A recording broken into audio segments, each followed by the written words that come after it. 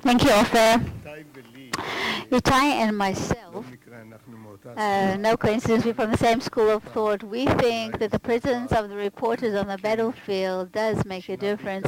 It makes a difference on the humanitarian level. Now I'd like Ltai to come up again and just say a few words about that.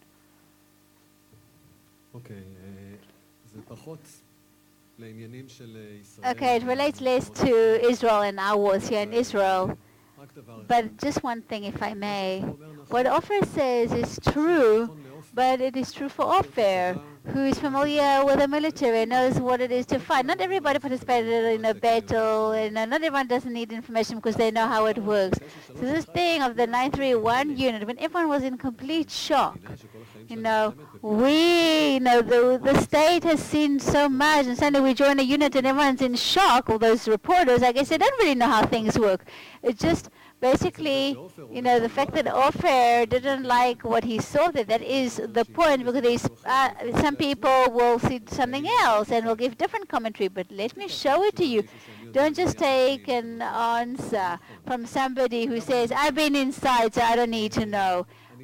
The humanitarian level, I always want to say the word that I don't really believe in, being objective. I don't think there's anyone objective. It's just enough for one person to give me a slap when I'm there or to see a beautiful woman, and there's no such thing as being objective anymore. But there is a responsibility of a person who says, I will take everything. We'll hear all the sides and we'll create a story. When I went to Fallujah in Iraq, I went with the Marines, American Marines, and it took me time to, convince them to just leave me alone, and then to be then I had to go, I went to the Arabs in Fallujah, and then I knew I had a real report. So long as we just talked to the Marines and, people from Fallujah and asked them, what do you think about this?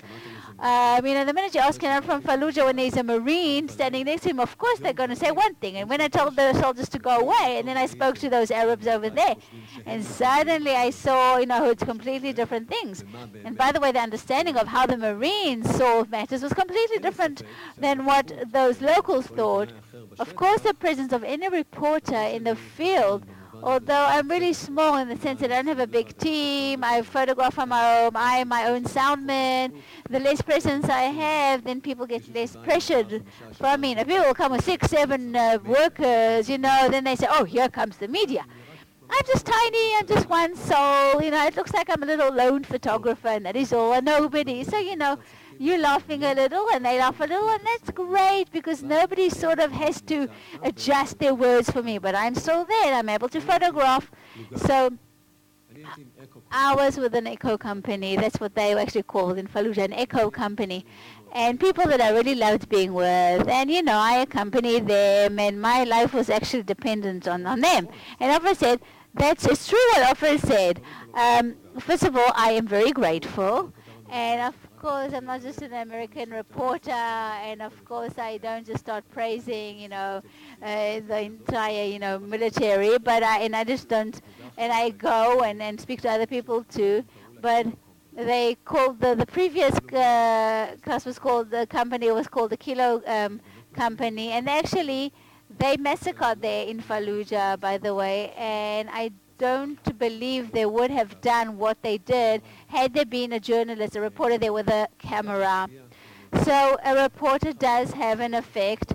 Unfortunately, in Israel, it's not so. It doesn't really, not the same. But undoubtedly, in Sarajevo and in Bosnia, after many years that the world did nothing, from 1995, after the bombarding on the market and so forth, then international propaganda began, and it really started off because of reports and pictures, without which nothing would have happened. Then we discovered what was happening there, meaning if I show, then it causes people to change their position. And another thing that is related to my last job, a month ago I came back from Syria, and I'm actually dealing with a phenomenon that actually topples over all what was familiar to us. So if, between ourselves, we just admit with the IDF and Palestinians, if we admit to ourselves, let's say we said we did a terrible mistake and we actually bombarded a place that they had no missiles and was just a kindergarten or just a whatever it was, and let's just pray that there's no documentation of it, and if we can really get hold of any pictures, we'll destroy it. The same thing happens on the Palestinian side. I have many non-Israeli friends who was there in Gaza during the war, and the Palestinians actually warned them that if they photograph somebody who launches a missile or shoots somebody, that's the end of you. You know, we're either going to throw you out of Gaza or we'll hurt you. Meaning, so those reporters with dignity really felt bad. People keep trying to hide what they do, but then comes ISIS and they do the exact opposite. Whatever we try to hide, they show. Beheading, burying somebody alive, let us tape it, let's have video it, let us photograph it. We're burning a person, we want to take pictures. That is our tools of war.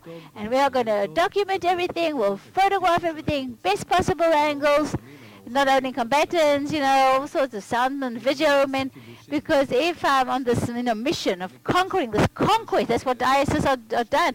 I conquer these 2 rows, and then the next 2 rows, and the next 2 rows, I do my massacre, I document in the most cruel way what I do. We are not going to move to the next village until I really, produce this amazing video clip. I make sure that the next village watches this video clip, and then half of those who watch run away, don't even, fight me. That is how I can just, be victorious. It becomes a weapon of war. It just has toppled everything over. They document all those horrors. They've turned it into a tool of war. And then it means we've crossed all the limits. I could see everything. Whoever wants to see anything can see anything right now. Horrors, and maybe it's related to things that we have not seen in the past, and today we do. Now everything's exposed, from beheading, from burning people, burying people alive. And I used to believe that a reporter who could show such horrific things that people could say, oh, we don't want such things to happen anymore. Today, because it's so common to see, a person without a head, or to see 20 people burning together, the whole world just becomes more complacent, indifferent, more blunt. Okay, I've seen it. Okay, what's a big deal? Even the impact that we may have in those reporters who used to be able to shock people in the past, it no longer exists. I actually don't agree with you. Even with you, I don't agree. It's okay. Everyone does. Nobody agrees with me. It's fine. Let me try and just sum up this discussion. And just to say something about what ltai said about, the banal aspect of the evil. We are so used to seeing evil, in the manifestation of evil, so when somebody beheads somebody's head right in front of our eyes using a knife, then it's no big deal.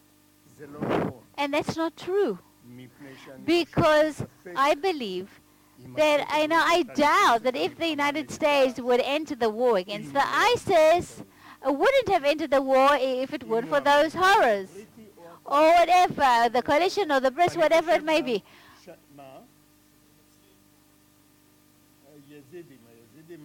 Or those Yazidis are not Christians, by the way.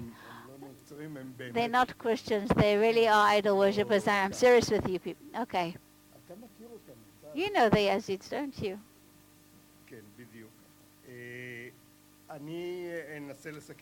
I'm just going to sum up I'm going to try sum up what was said here. Let me just say as follows. That first of all, the presence of the media in the field is essential, both to the army, which, by the way, in Protective Edge, was able to completely exclude us and isolate us from the field. And what appears to be as if it seemed that there were reporters in the field, it was BS. They took us for like around a survey of 2 hours. They got us to meet the right people. It was much worse with the embed of the Americans during the first Gulf War. It was this propaganda voyage from beginning to end, and there was nothing, there was no ability to really see what was happening, and that is why we weren't useful at all. I actually went on one of those voyages. They were really kind to me. They took me on one voyage. They gave me a treat. I went for a little ride for 2 hours with Toledano. And with the Colonel Toledano, I understood nothing about the war. And that's why I couldn't come out with a report. However, the presence of a real reporter on the battlefield, when I say a real reporter, I mean it's a reporter who understands what he sees on the battlefield. It is crucial, first of all, for the forces themselves, the behavior of both fighting parties, whether we're talking about a political party or an army belonging to a state or a non-state army, is very important, much better if there is presence there than if there is no presence of journalists and the media. So of course in Syria they cut off your head in the hope that you won't tell the story. But the presence of the media, according to my own experience, actually impacted, or actually it mitigated the non-humanitarian behavior of soldiers both on our side, and even if we talk about Hezbollah in Lebanon or PLO in the first Lebanon war. I remember, by the way, that Ofer talked about Katef, and in the canal I was running there in Katef, meaning I have enough background, I have enough baggage to tell you about this. Second thing, the presence of reporters on the battlefield influences the politicians. During the Second Lebanon War, Ofer, you wrote a book about this. You know exactly what I'm talking about. You know that Nahum Barnea's report about those reserves, the paratroopers in Makura, impacted the decisions of Olmert and how he made his decision. There was a headline, and then a decision was taken the very next way about how to manage the war, and it took a whole different direction. Third of all, the presence of the media, as I said, actually motivates democratic states to act against any factors that work counter to war laws and international laws. It's very hard to be a reporter in densely populated areas, because what happens, usually you're present in one house. If you're fortunate enough, just like that Indian reporter, that under his window Hamas actually placed a launch of missiles, and he exactly saw what was happening. So I mean, most times you have no idea what's happening. So there is this conduct today. There are guidelines that you actually you hire all these assassinators, journalists. What does that mean? You take a local guy that you don't mind if he loses his life. Sorry, you don't mind if he's wasted. Excuse the terminology.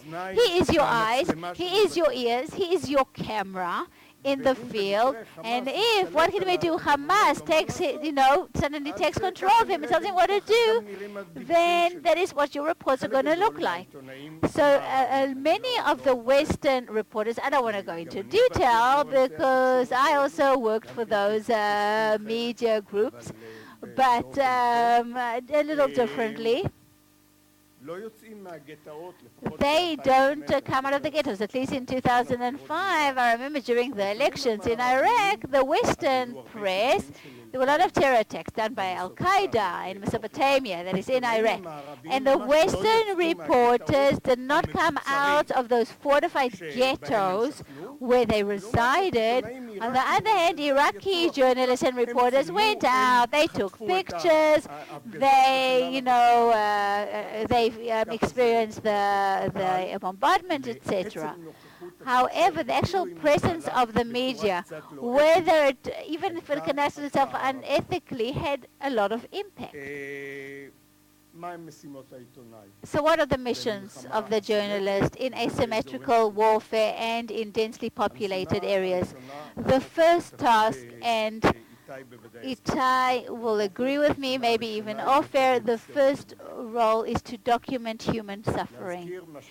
And I just want to remind you, the book, Romeo and Remark, there's nothing new in the West. Just to remind the world that war is a terrible thing, and we try to mitigate it. That is our point. To document a war, to give a reliable, non-biased picture and description of what's happening, not only for those residents of the democratic states, but also for the politicians as well. And all those defects that Ofer described will not be corrected by documentation or by the IDF spokesman. I don't even know how this came into the... What is the IDF spokesman? He documents the war for the press, and the press, which is ostensibly free, presented as authentic material and non-edited material, unabridged material. Of course, then we have commentators who give commentary on the basis of this and say things that are really unbelievable and illogical. And on the other hand, there are those who completely rely on it and then see it as a scandal, whatever it may be. The documentation or records of the IDF spokesman and the fact that the Israeli press and media accepts it is something completely new in the world of media. And again, I am actually standing here and I want to warn the public. Thank you to everybody. Thank you to our panelists.